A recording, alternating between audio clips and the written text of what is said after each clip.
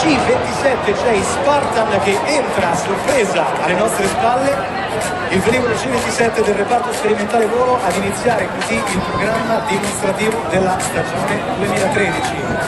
Nel ruolo di Flight Test Engineer il primo maresciallo Ugo Sabeni, proveniente dal 74esimo corso normale della scuola sottufficiale dell'aeronautica, ha conseguito la qualifica di meccanico sperimentatore per 40 gradi a salire, mostrando una grande capacità di decollo e salite in spazi ridotti. È questa virata Schneider effettuata ad una velocità di 370 km/h che suppone l'aereo e l'equipaggio di un fattore di carico di 2,3 G, una manovra che enfatizza le ottime caratteristiche di volo e compresa la C27J la possibilità di virare con inclinazioni di 60 gradi verso la linea. Lo vediamo sopraggiungere allineato alla display line dalla destra, imposta una leggera cabrata, per poi ritrovarsi a testa in su proprio di fronte a noi. Eccolo! Il tutto viene eseguito sempre e i tecnici di costruzione dimostrando pienamente le notevoli caratteristiche aerodinamiche del suo periodo dalla passata. Il prodotto è una nota i piloti porteranno la cloche tutta al vento per salire fino a 1700 metri di quota ad effettuare il looping.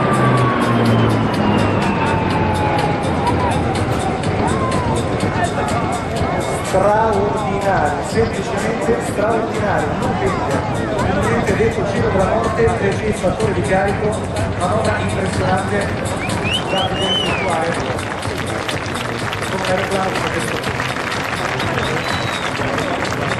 Ovviamente sottolineiamo che tutte le manovre e le funzioni del sistema sono il risultato di altri concept. Nuovamente il C27 verso di noi ad effettuare un mix di due manovre acrobatiche, il looping e il quarto di quadrifoglio insieme. Questa la chiamiamo ribbon, ovvero fiocco.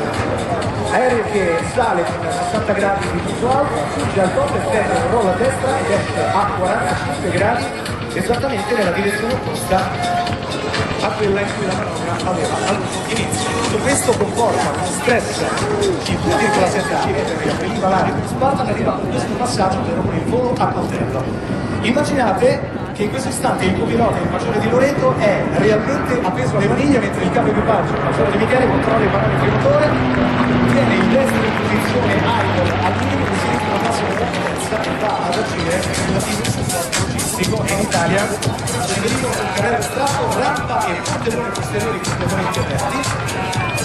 L'impiego di quest'aereo in operazione tattica richiede una grande precisione di lancio in piccoli spazi e l'avianica di ultima generazione del C27 offre veramente la capacità di centrare punti di sgancio a terra estremamente precisi. Eccolo qui, di fronte a noi, stabilizzato a 150 metri di altezza, sta volando alla velocità più bassa possibile, solo 185 km/h con flap in posizione take-off per creare un corso di strettamento, a simulare l'uscita dei paracaduti. Abbiamo questa roll-under, velivolo che ruota su se stesso, cambia traiettoria, la inverte ed entra così nell'ultima fase della presentazione tecnica in volo, l'avvicinamento tattico, steep approach.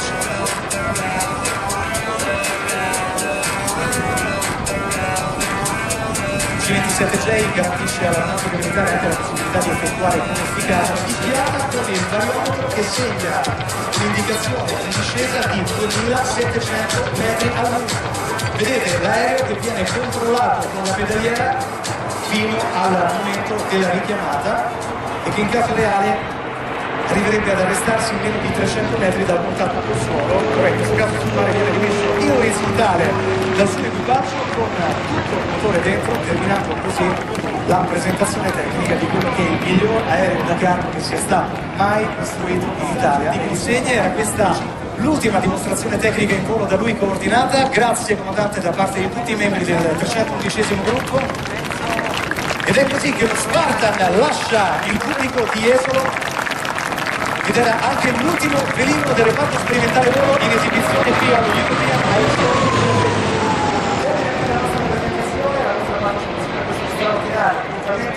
Grazie davvero di cuore a tutti quelli che ci avete seguito, tanto entusiasmo, tanta passione e a nome del comandante del centro sperimentale